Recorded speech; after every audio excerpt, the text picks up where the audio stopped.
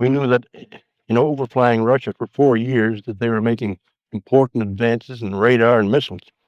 And so in 1958, 2 years before Gary Powers was shot down, we decided we'd try to make a follow-on airplane, which became finally the SR-71, to fly higher and 4 times as fast. So that's the connection between the grandfather type and the SR-71. Everyone called him Kelly, and as he reminisced that day about the genesis of his Mach 3 masterpiece, he could have just as easily reflected back on a time when aircraft designers were striving for 200 miles per hour, a time when he landed his first job with the fledgling Lockheed Aircraft Company. In 1932, a small group led by Robert E. Gross had purchased Lockheed out of bankruptcy for $40,000 and staked the company's future on the development of an all-metal, twin-engine transport. Models of the design were sent to the University of Michigan, where a young graduate student named Clarence L. Johnson conducted wind tunnel tests. Although his faculty advisors gave the design a passing grade, he wasn't much impressed, and after he had been hired on as a tool designer at Lockheed in August of 1933, he let Chief Design Engineer Hal Hibbard know about it. Among other things, it'd be directionally unstable, especially with one engine out. A rather presumptuous and certainly unconventional way for a 23-year-old to start his career with a new company, but it was only a hint of what would follow. The son of Swedish immigrants, he'd been nicknamed Kelly by classmates because of his quick temper, stubborn tenacity, and unwillingness to back down from a fight, even against overwhelming odds. Instead of reminding the outspoken young man of his place, Hibbard suggested he go back to the wind tunnel and see if he could improve the design. After 72 test runs, he came up with the solution, an unconventional twin-tail arrangement soon to become a Lockheed trademark. And the Model 10 Electra became the foundation for Lockheed's future growth as various models of the airplane helped revolutionize commercial air transport in the 1930s. With his work on the design, Kelly Johnson became the sixth member of an engineering department in an industry which then couldn't afford specialists. Working, often simultaneously, as an aerodynamicist, stress analyst, weight, wind tunnel, and flight test engineer, he also put in long hours out in the shop, getting hands-on production experience and learning firsthand the importance of designing producibility into an airplane. It was a real-world education on all phases of design and development that within a decade couldn't be duplicated, and the lessons learned became guideposts for the rest of his career. He flew, for example, as flight test engineer on all models of the Electra, and worked for some of the most notable figures in aviation, such as Amelia Earhart. Out of this experience came his lifelong conviction that the designer had to be able to test his own airplane. As he later commented, I decided at an early age that unless I had hell scared out of me once a year, I wouldn't have the proper balance to really design new airplanes of any type. Kelly Johnson would log more than 2,300 hours as a flight test engineer. The versatile Electra spawned two major developments. One was the XC-35, a modified Model 10, which in 1937 first demonstrated the practical feasibility of transforming the entire fuselage into a pressurized cabin to permit comfortable high-altitude flight. Johnson was Lockheed's flight test engineer on this project, gaining first-hand experience with the problems of pressurization, and more important, with the tremendous possibilities pioneered by this aircraft. Possibilities to which he and Hal Hibbard began to give serious consideration. Meanwhile, the Model 14 Electra incorporated a number of Johnson innovations, such as the first practical application of Fowler flaps, which both increased the wing's lifting surface and served to permit slower, shorter distance landings, an achievement which won him the 1937 Lawrence Sperry Award. In 1938, the high speed and innovative features of the Model 14 attracted British interest in its potential as an anti-submarine patrol plane, but the requirements necessitated a major redesign. Johnson worked around the clock for 3 days transformed the Model 14 into the Hudson bomber. The British ordered an initial batch of 250 aircraft, at that time the largest production order ever received by an American company. But there would be many more, 2,000 to the RAF alone, out of a total production run of nearly 3,000 airplanes. The Hudson put Lockheed into the big time. But even as production was gearing up, Kelly Johnson and his colleagues were well into other much more ambitious designs. The success of the pressurized XC-35 and the recognition that the next generation of air transports would be much larger, higher-speed, transoceanic aircraft inspired Johnson, Hibbard, and a small design team to lay out the now classic lines of the Model 49 Constellation in 1939.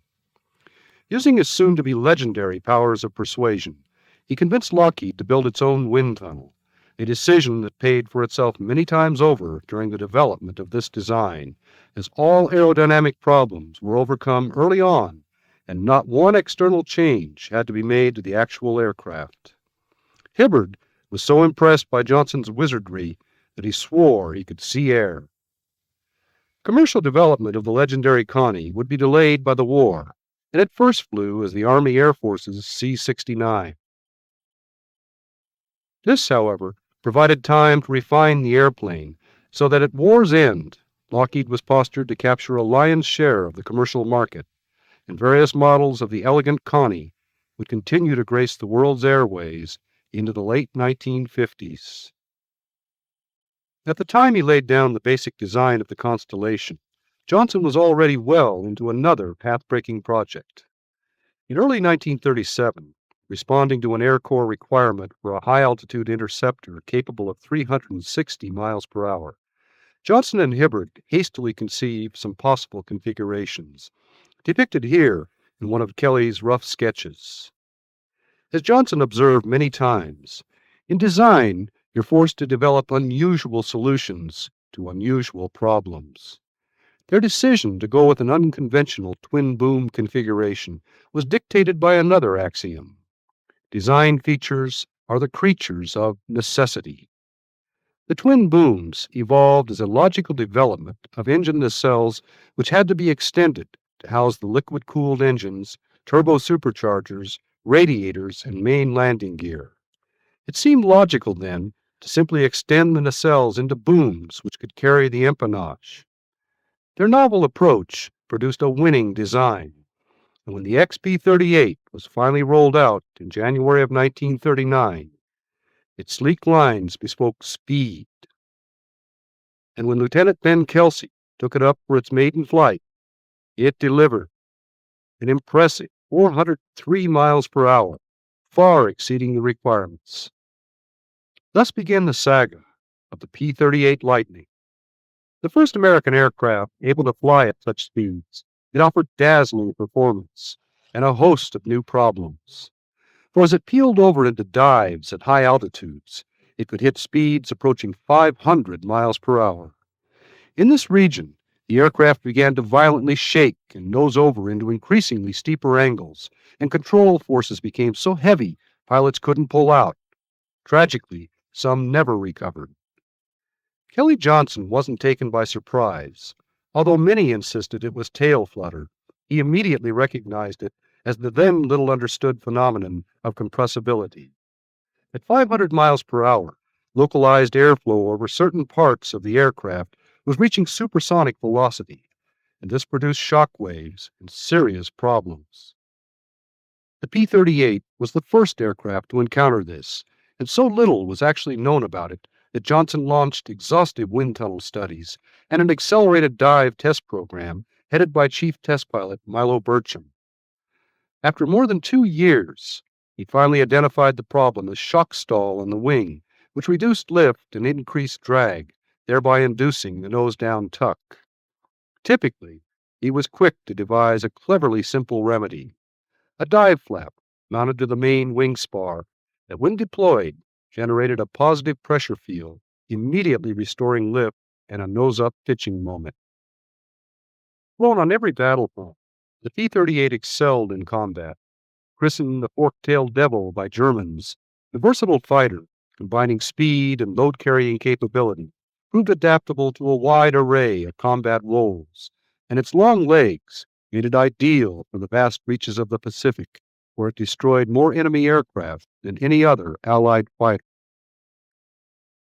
Impressive though it was, Kelly Johnson was never satisfied with it.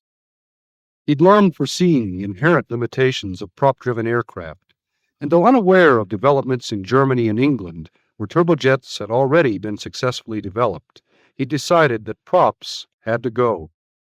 Thus he and Hibbard became the first in this country to seriously pursue the possibilities of turbojet propulsion, when in 1939 they asked Nathan Price to design an experimental turbojet power plant.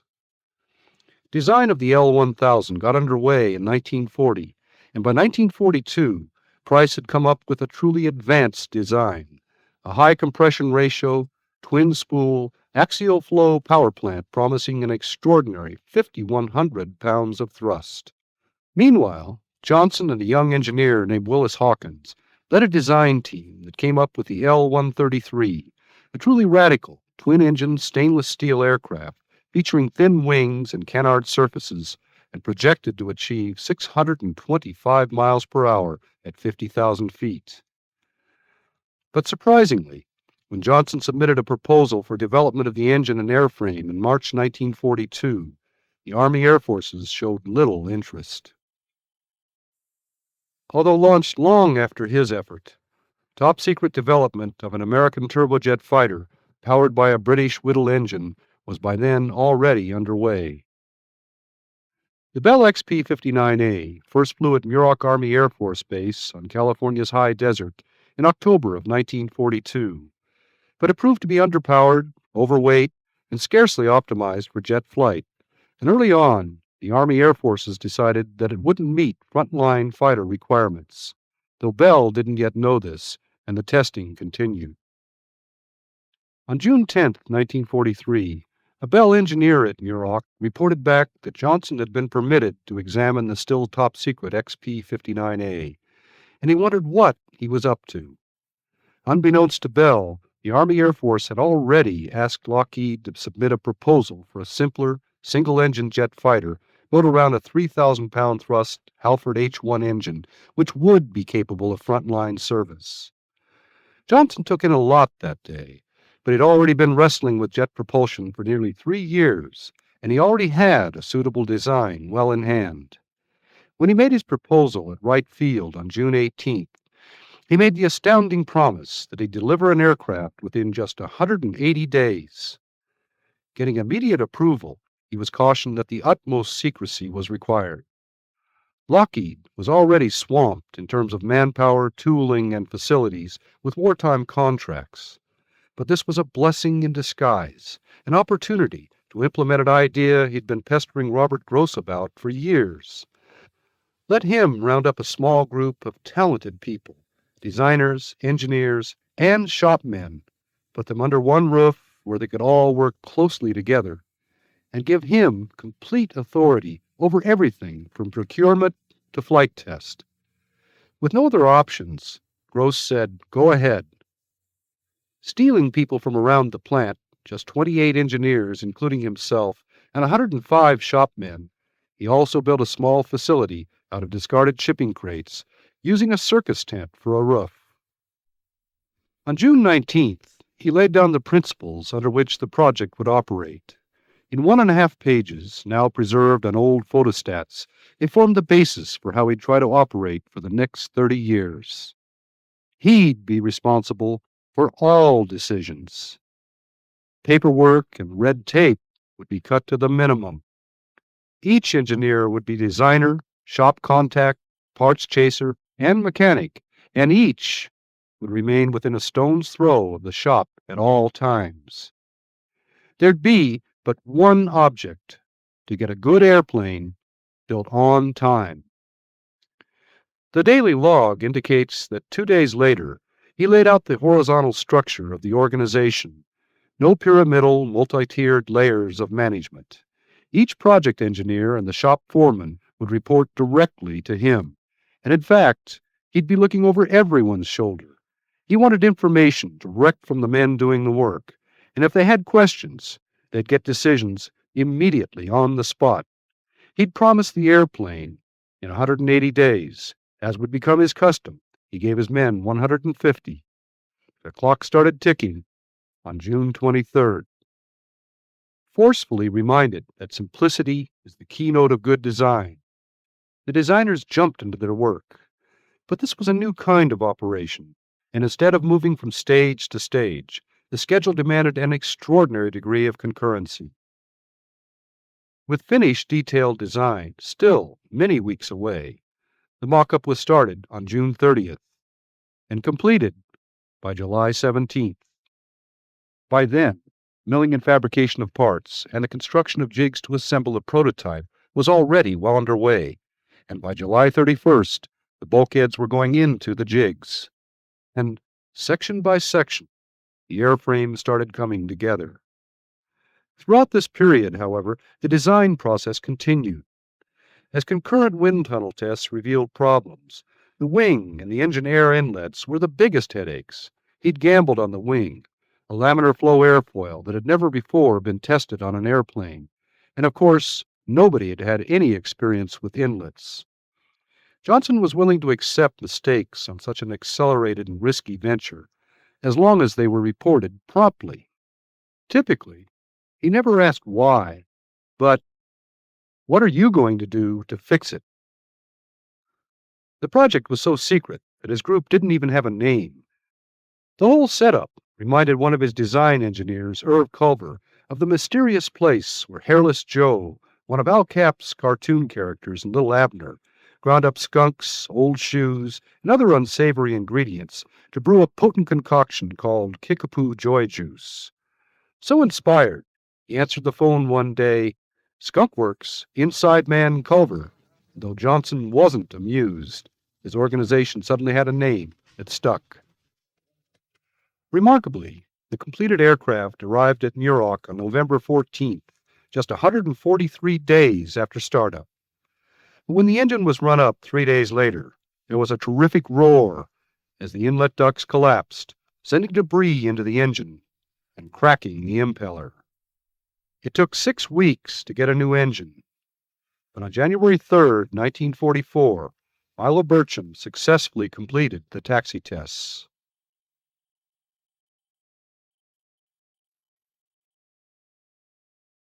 And 5 days later, in the chill of the morning on January 8th, Johnson, in white coveralls, overcoat, and stocking cap, worked intently with his crew preparing for the first flight, as over 100 Skunk Works employees stood atop a hill looking on. He wanted everyone who'd worked on the airplane they now called Lulu Bell to be on hand. He told Burcham, "Just fly her, Milo. Find out if she's a lady or a witch." At 9:15, he took off.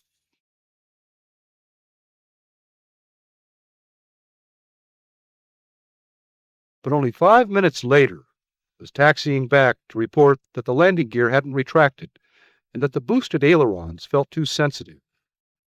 While the gear problem was being fixed, Johnson assured him that the control sensitivity was normal, and at 10 o'clock he took off again, and this time put on a dazzling 20-minute display, attaining a top speed of 490 miles per hour and reporting a roll rate of 360 degrees per second.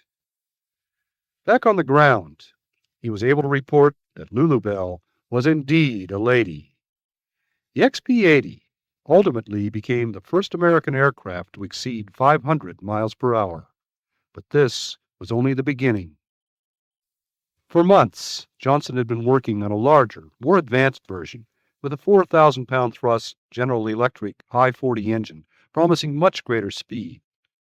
He promised the XP-80A in just 150 days and delivered it in 132. But as Tony LeVere taxied in after the first flight on June 10th, he'd had a few surprises. Center of gravity miscalculations had caused porpoising. A faulty pressurization valve had channeled 325-degree engine bleed air into the cockpit, and malfunctioning flaps put the airplane into violent rolls. Only his superb flying skills allowed him to bring it back, and Johnson was so grateful he doubled Lever's bonus, a gesture pointing up the special relationship between them, and indeed between Kelly Johnson and all of his test pilots. Unlike so many of his peers, Johnson both understood and appreciated what his pilots did. He flew with them whenever possible, shared their concerns, always listened, and then acted on their recommendations. The XP-80A's problems were quickly remedied, and it went on to become the prototype for America's first operational jet fighter. Though it wouldn't enter combat in World War II, the P-80 Shooting Star would deliver awesome performance. In January of 1946, for example, Colonel William Council completed the first nonstop transcontinental jet flight covering 2,450 miles in a record 4 hours and 13 minutes at an average speed of 580 miles per hour. In June of 1947, flying a specially modified P-80R, Colonel Albert Boyd completed 4 runs over a speed course at Muroc, averaging 623 miles per hour, and reclaiming the world speed record for the United States for the first time in 24 years. And over Korea in November of 1950, a shooting star put down a MiG-15 in history's first all-jet combat. And amply confirming Johnson's methods and his insistence on simplicity, the P-80 would give birth to a number of progeny. Shrewdly sensing the need for a jet trainer, Johnson gambled $1 million of Lockheed money on the development of an F-80C airframe into a 2-seat configuration, which after its first flight in March of 1948 was transformed into the classic T-33, an airplane affectionately called the T-Bird, which would serve as the standard jet trainer for legions of student pilots around the world for the next 3 decades.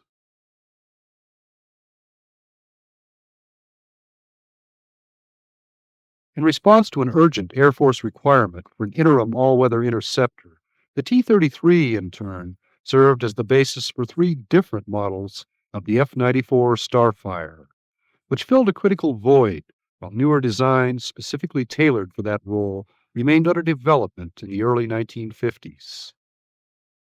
Not done yet, the now vintage design would realize its final incarnation as the T-2V1 Sea Star, an advanced, navalized version of the T-33.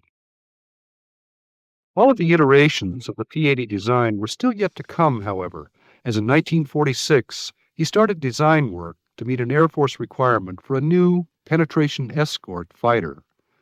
Early on, he explored the possibility of applying new concepts, a delta wing, even in-flight variable wing sweep, and then discarded both, some of the more than 60 concepts he'd examine and reject. When the XF-90 finally rolled out, 3 years later, it was the victim of ever-changing and conflicting requirements, from a time to climb of 35,000 feet in 10 minutes to 50,000 in 5, 900-mile range to 1,500, and then back to 600, and finally ground attack capability in a high-speed, high-altitude design. This prompted him to build a brawny airframe, over 30,000 pounds fully loaded, and stressed for over 12 Gs. When Tony Lever took off on early test flights, he had to use rocket assist because the pair of small 3,000-pound thrust J-34s still lacked afterburning capability. The usual post-flight congratulations and festivities belied the fact that Johnson knew he was facing terrible odds. With the same pair of inadequate engines as their principal rival, the McDonnell XF-88, yet half again as heavy because the 88 hadn't been beefed up for ground attack, Johnson's airplane was bound to suffer performance-wise. It was overweight and underpowered, and even when afterburning was finally added, boosting combined thrust up to more than 8,000 pounds, its top speed in level flight was only 668 miles per hour, slower than existing operational F-86s. It achieved one distinction, however, when in April 1950, Lever pushed over into a steep dive, and it became the first Lockheed airplane to exceed the speed of sound. With performance no better than the XF-90's, The McDonnell entry won the competition, but neither design went into production. The whole ordeal taught Johnson never again to take on a job unless the requirements were both well defined and firm. Even though a failure, the XF-90 went on to demonstrate that he certainly knew how to build a rugged airframe, as in April 1952, it survived the first of a series of atomic blasts, suffering only 20 hours worth of repair work. Meanwhile, Johnson was completing work on a much more unconventional airplane. Designed to meet a Navy requirement for a vertical takeoff and landing, or VTOL fighter, the XF-V1 was supposed to claw its way straight up by means of huge contra-rotating props driven by a twin turbine power plant, providing more power than the airplane's weight. Engine development lagged, however, and after test pilot Herman Fish Salmon first lifted off from the lake bed at what was now called Edwards Air Force Base in December 1953, the underpowered XF-V1 continued to rely on its makeshift landing gear for all takeoffs and landings. Once aloft, however, Salmon was able to demonstrate that it could make satisfactory transitions from horizontal to vertical flight, and that it could hover in the vertical attitude. But lacking the promised power, and explaining in his words that it's awful hard to fly an airplane looking over your shoulder, Salmon wasn't eager to attempt vertical liftoffs or touchdowns.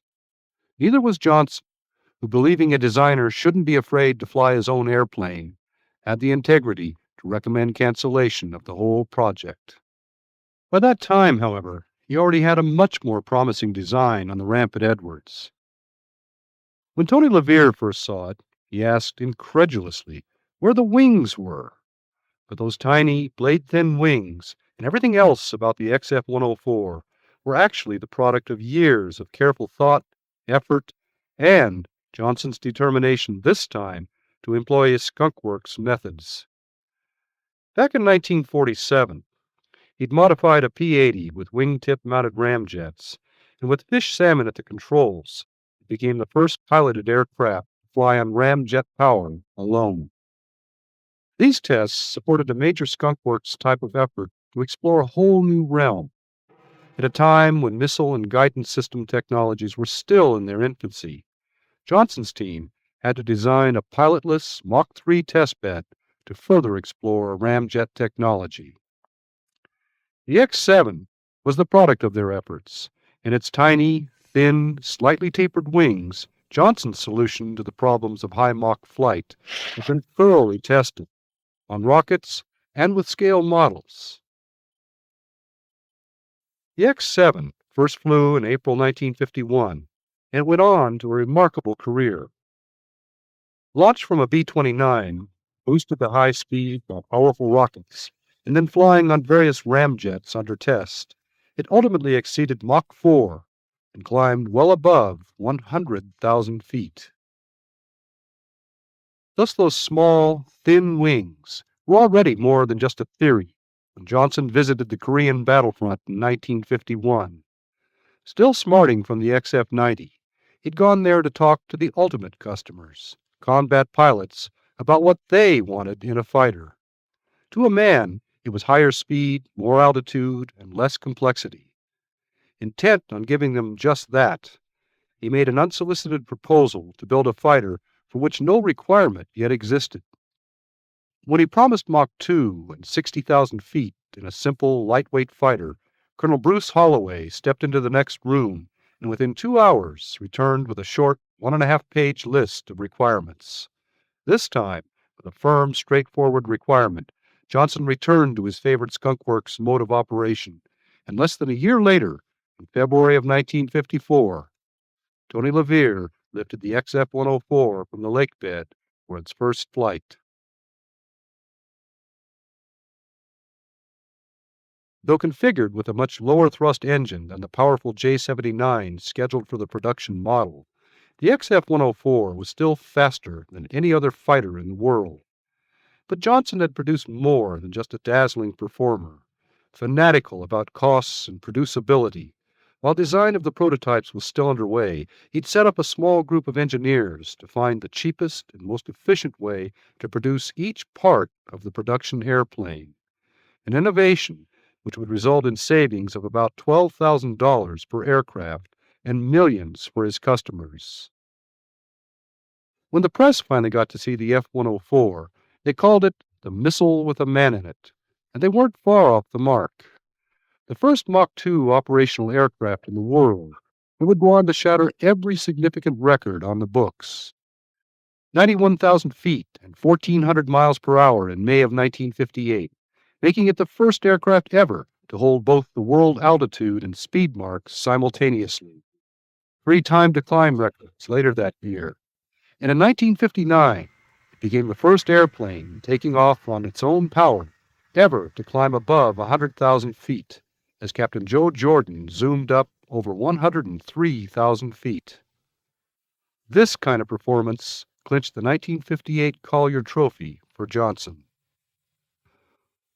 While the Starfighter was capturing headlines with record-breaking performances, another, much more exotic Johnson design was unbeknownst to all but a few, almost daily cruising in level flight at altitudes far beyond any official records. It had been born of the massive arms buildup of the early 50s, when U.S. intelligence agencies urgently needed confirmation of reports of major Soviet advances in intercontinental range bombers and ballistic missiles. The decision to proceed with overflights led to a design competition for a reconnaissance aircraft capable of 70,000 feet. Though Lockheed hadn't been invited to participate, Johnson had caught wind of it and hastily submitted a proposal to build the CL-282, essentially a modified F-104 with a wide-span, high-aspect ratio wing. Though it lost out to the Bell X-16, Kelly Johnson wasn't about to quit.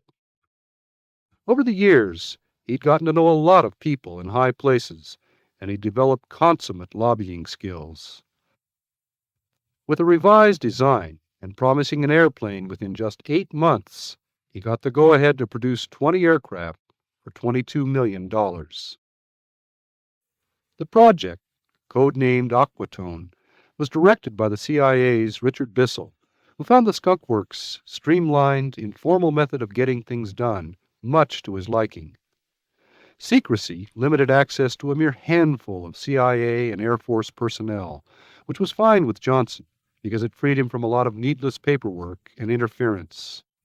The urgency of the project also freed him from what he regarded as the tyranny of technical specifications. His customers simply wanted an airplane that could do the job, and all he had to do was deliver on time.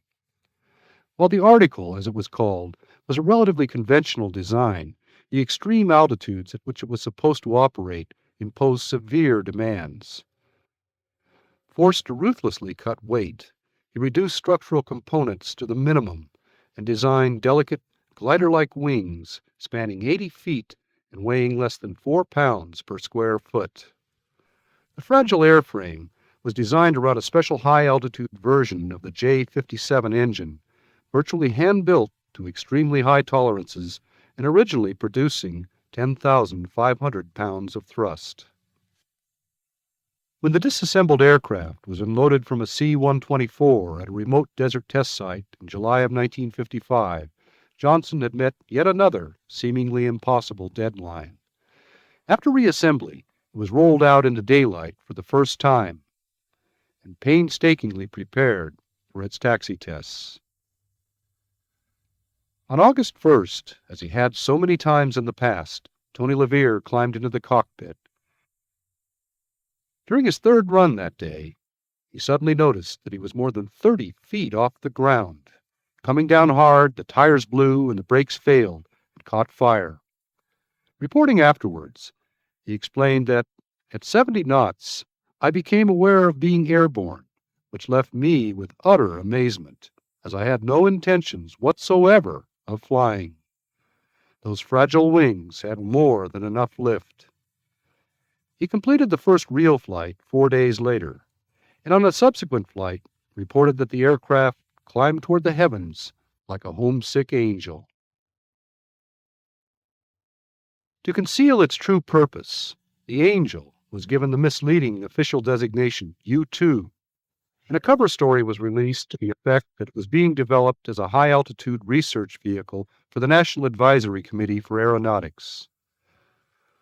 While it would perform this role admirably, tests focused on preparing the U-2 for its real mission, to carry 700 pounds of high-resolution camera equipment up to altitudes then beyond any air defense capabilities. And in July 1956, just 11 months after first flight, it commenced its clandestine operational career. Climbing to well above 70,000 feet as fuel burned off, the U-2 successfully completed flights over denied areas and brought back the first hard data on the status of Soviet military preparedness and the true extent of its intercontinental ballistic missile program. Called the Dragon Lady by its pilots because it reminded them of the beautiful, mysterious, and sometimes treacherous character in the Terry and the Pirates cartoon strip, it flew with virtual impunity for 4 years until that day in May of 1960, when Francis Gary Powers was shot down by a surface-to-air missile. While deep penetration of Soviet airspace came to a halt, the U-2 continued to overfly hotspots around the world, such as in 1962, when it confirmed the existence of missile launch sites in Cuba. And it would also continue to perform an incredibly wide array of extremely high-altitude research missions. Kelly Johnson had reason to be proud of his Angel. The Skunk Works had finally been formally established as Lockheed Advanced Development Projects, and on this, its first production program, he'd refunded $2 million from the original $22 million contract and built an additional 5 airplanes out of spare parts. Surely one of the best bargains in defense procurement history. That pride was rekindled when in 1981, the larger, more sophisticated TR-1 was rolled out years after U-2 production had ended. It was the first time the Air Force had ever put an aircraft back into production, and it remains to this day the highest flying single-engine piloted aircraft in the world.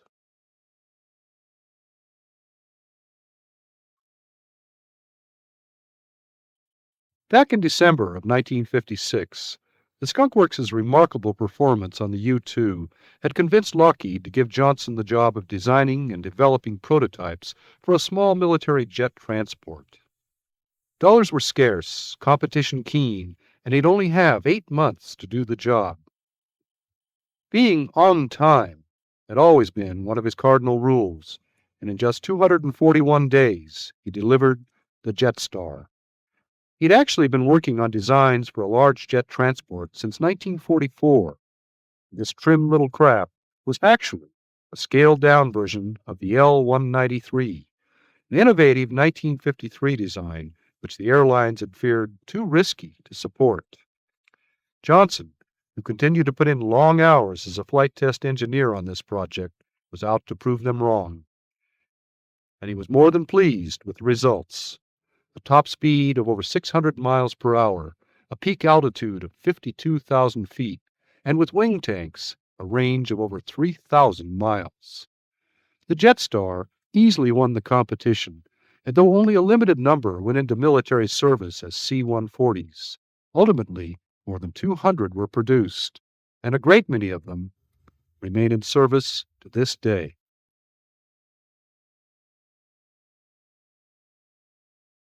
The Jetstar was a pleasant diversion as he worked on another, much tougher project. Even as development of the U-2 was still underway, he'd projected that air defenses would catch up with it within 2 years. And he'd initiated a remarkable series of design studies for a liquid hydrogen-fueled supersonic successor capable of climbing above 90,000 feet. Performance varied from Mach 2.5 and a range of 2,200 miles to Mach 4 and 9,000 miles. Because of the extremely low volumetric density of liquid hydrogen, however, the latter speed and range capability could only be achieved by building an airframe twice the size of a B-52. That was far too costly, and thus a much smaller design at the lower end of the performance spectrum went into development as the CL-400 in 1956. Though the CL-400 proved the technical feasibility of a liquid hydrogen-powered aircraft, Johnson was dissatisfied with its short range and convinced that the problems of producing and transporting fuel around the world were insurmountable. Refusing to build an airplane he didn't believe in, he recommended cancellation of the project in 1957. But he had an ace up his sleeve. As concurrent with the liquid hydrogen studies, he'd also examined the potential of another advanced design using jet fuel, which at some loss in altitude promised Mach 3 cruise and 4,000-mile range. It was the genesis of his most spectacular creation. Given approval to proceed, in April of 1958, Johnson began a series of design studies, unveiled publicly here for the first time, for what he initially called the U-3, and then the Archangel, because it would soar much higher than the U-2. He explored various means by which he could get the vehicle to altitudes as high as 150,000 feet, employing a variety, or even a combination of rocket, ramjet, and turbojet power plants. At one point, he looked at the use of balloons to lift it to its rocket boost phase, and then at using a modified U-2 to tow a ramjet vehicle to 60,000 feet for engine ignition. He even considered a multi-staged vehicle, and one with inflatable wings and empennage.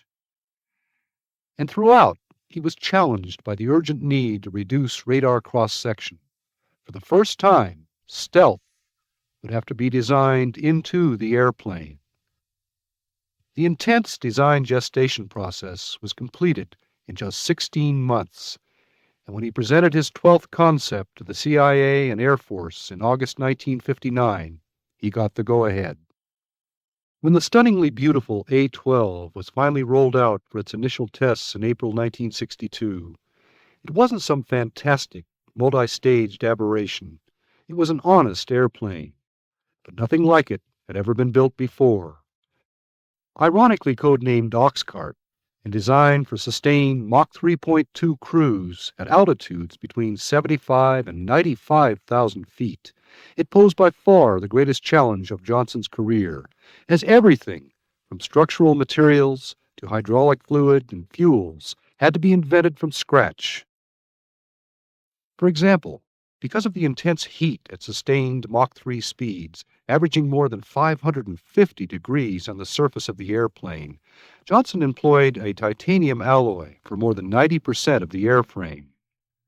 But no one had ever before attempted to process such quantities of the extremely hard metal to the purity and strength levels required. And thus new forging and milling processes had to be invented and perfected. When the thin titanium skin on a wing panel shriveled up during heating tests, Johnson separated the panels from the wing spars with extrusions and put the now famous corrugations in the skin. When heated thereafter, the corrugations merely deepened a few thousandths of an inch, and on cooling returned to their original shape, a common-sense solution to a difficult problem. There were literally thousands of such problems to overcome, and as always, Johnson stayed on top of all of them, looking over people's shoulders and asking lots of questions, always the best way, in his view, to get people to solve problems. And he continued to amaze everyone with, for example, on-the-spot predictions of skin temperatures, which after hours of calculation they'd find were within 1 or 2 degrees of the exact figure. The whole effort, completed in absolute secrecy with an incredibly small group of people, was all the more remarkable because it was done without the benefit of computers. As Johnson later recalled, When you think back to 1958, when the basic design work on the prototypes for this airplane was being designed and built, we had to make use of the Michigan computer, which is a 12-inch slide rule, and it did its job quite well. all of this prodigious effort was about to come to fruition when on April 25, 1962, preparations for high-speed taxi and an initial brief liftoff were completed. But as Lou Schock sped down the runway, he encountered nose-wheel steering problems and had to kick in heavy right rudder. Then, as Johnson wrote in his log, the aircraft got off the ground. There was an immediate change of rudder angle. This set up lateral oscillations which were horrible to see. Schock was lucky to get the airplane back on the ground. The problem was fixed post-haste, and the next day he completed the first unofficial flight with the gear down.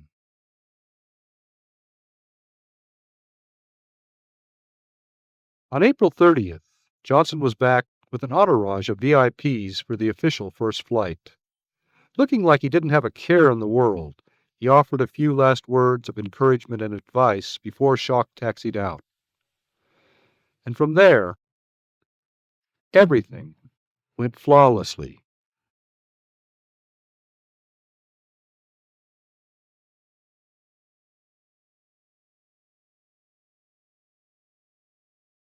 "59 minutes later, Schock was back on the ground, welcomed by an elated Kelly Johnson and the small, awestruck assembly who just witnessed something very special. Limited by interim J-75 engines, the A-12 didn't begin to realize its full potential until after the Pratt & Whitney J-58s, for which it was designed, finally arrived in January 1963. At 32,500 pounds of thrust, the J-58 was every bit as exotic as the airplane itself. In combination with an extremely complex inlet and exhaust ejector system, it operated as a normal afterburning turbojet up to speeds of about 1,600 miles per hour, and then shifted to bleed bypass cycle, with the inlet actually providing most of the thrust at Mach 3 cruise.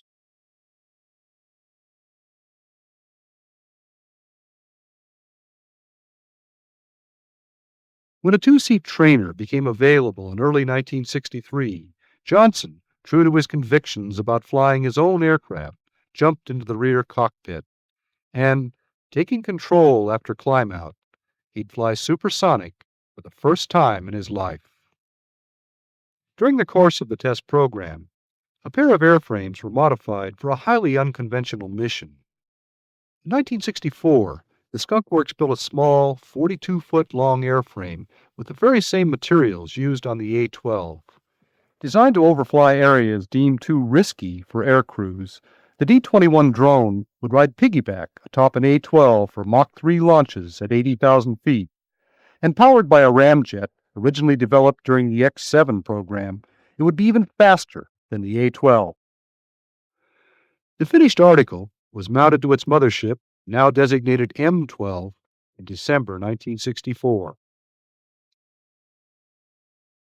And on December 22nd, the unusual pair taxied for the first time, and flight tests got underway.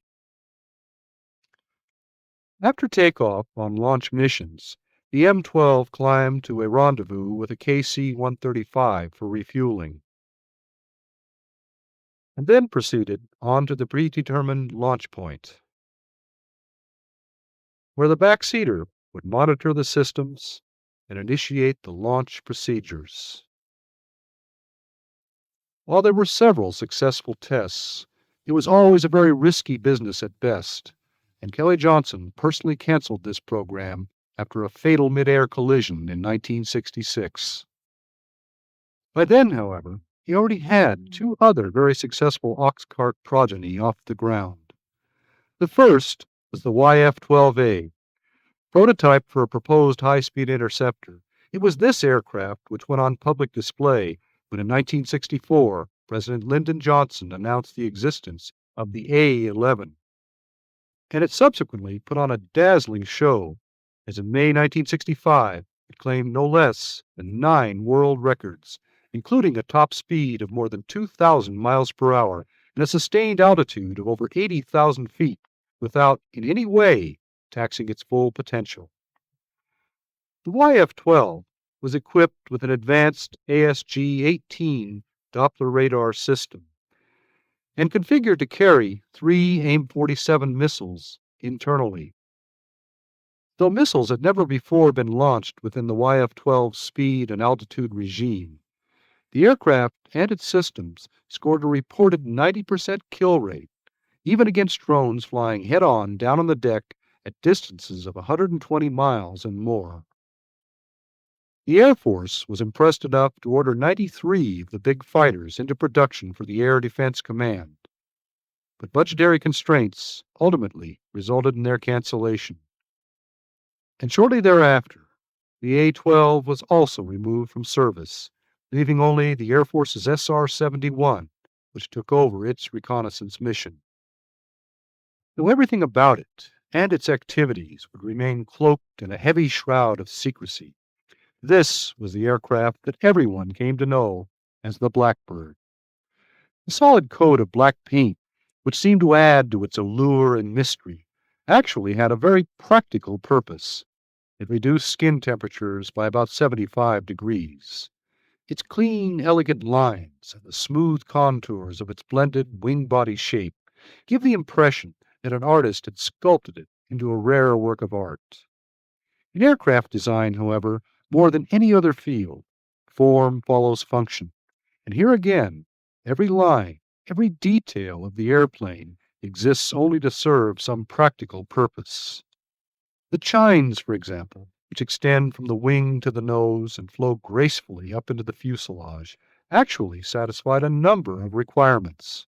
Aerodynamically, they reduced drag and added lift while also enhancing the stability of the aircraft. The SR-71's mission was long-range reconnaissance, and its fuselage was essentially a big fuel tank, and thus the chines also served to house its sophisticated cameras and sensors. Finally, those sloping contours extending up from the chines enhanced the airplane's survivability by reducing its radar cross-section. Thus, while an artist might envy its striking beauty, an engineer would only marvel at the logical genius of its design. That genius was recognized when, in 1964, Kelly Johnson became the first person ever to be awarded a second Collier Trophy. The SR-71 went on to claim the world absolute speed and altitude records, and then repeatedly extended them. And to the public, it always remained Kelly Johnson's mysterious, record-breaking Blackbird. The crews who flew it, however, had another name for it. Throughout its long operational career, it remained invincible and incredibly effective. And to its crews, it was Habu, dark-skinned pit viper with a deadly bite. And though it was finally retired from Air Force service in 1990, Kelly Johnson's Mach 3 masterpiece is still charting the future, its crews still looking up toward the blue-black void of space, flying exotic research missions for the National Aeronautics and Space Administration.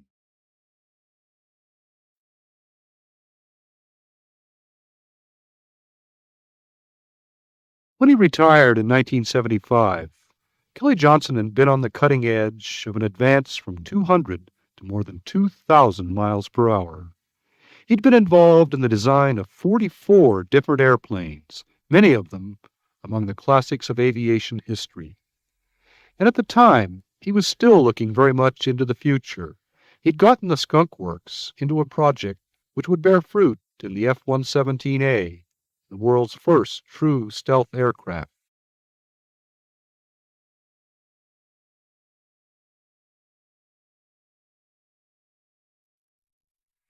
And he'd left a legacy which would leave its mark on the future.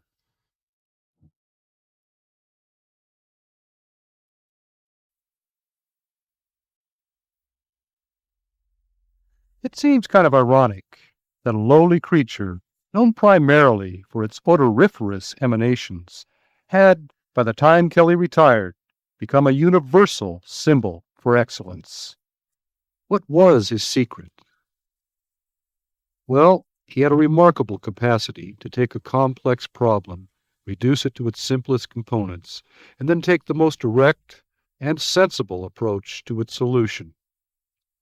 Always a maverick, he was smart enough and tough enough not to follow the committee rule of conventional wisdom.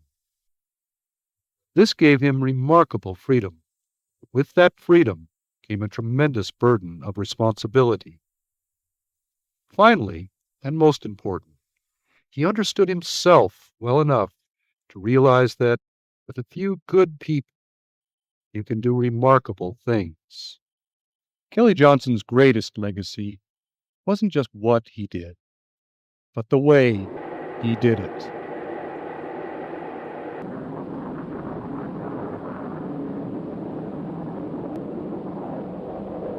This is Kelly Johnson, Vice President in charge of the Advanced Development Projects at Lockheed.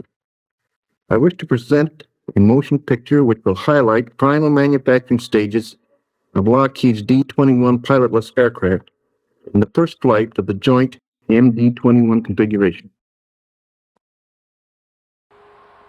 These are 1/12 scale models of the drone and the launch vehicles in the subsonic wind tunnel. This is the D-21 final assembly line. Far to the rear of the building, the mating facilities can be seen. After subassembly, aircraft bulkheads and frames are riveted in place in this main fuselage structure fixture. On June 20, 1964, the first assembled fuselage left the number 1 structural fixture. Leading edges were then attached at the mating jig. At final assembly, a removable tail fin was fitted, and the first D-21 was now ready for static testing. 16 different modes were used in the static tests, maneuvering speeds up to Mach 3.3 pre-flight conditions. After thorough checkout and testing of the black boxes by subcontractors, the payload components were installed within the D-21 hatch assembly. Flight test instrumentation, destined for early trial runs, is also contained in this hatch area. A twin-engine B-66 was employed to launch a bomb casing weighted at 880 pounds in order to test the free-fall characteristics of the parachute configuration. Working their 280-foot steel tow lines and fair-lead cranes with the techniques developed retrieving space capsules, the C-130 crews found little difficulty meeting the requirements of the increased weight of the D-21 hatch, which is heavier than the largest capsule. Parachute design and harness arrangement proved ideally suitable to the hatch recovery system. On December 15, 1964, the first D-21 arrived at the Desert Test Facility. The Marquardt ramjet engine, developed in the Lockheed X-7 program for the Beaumont missile, was modified for the D-21. This was one of the most significant time and cost-saving factors in the MD-21 program. In this scene, frangible nose cone is being attached. Its long metal tail fairing, designed to reduce drag in the mated configuration, was also installed at the time of pre-flight assembly. Checkouts complete, the first D-21 was then moved into position for attachment to the launching aircraft's dorsal pylon. All was then in readiness for the first flight of the MD-21. This flight was conducted on December 22, 1964.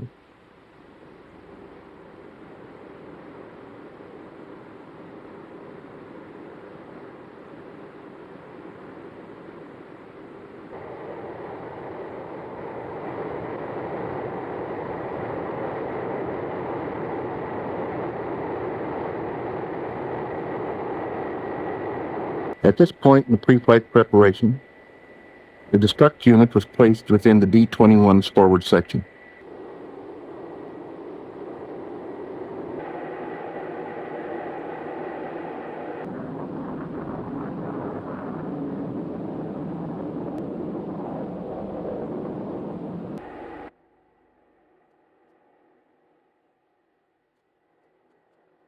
Approaching the predetermined release point, the launch control officer turned on the fuel and ignited the engine. After engine thrust reached the necessary level, the launch thrust light came on. Burner pressure gauge verified proper engine thrust.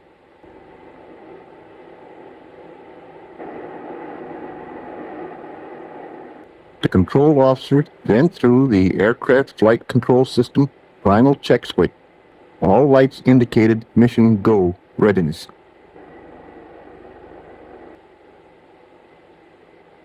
The launch switch was activated.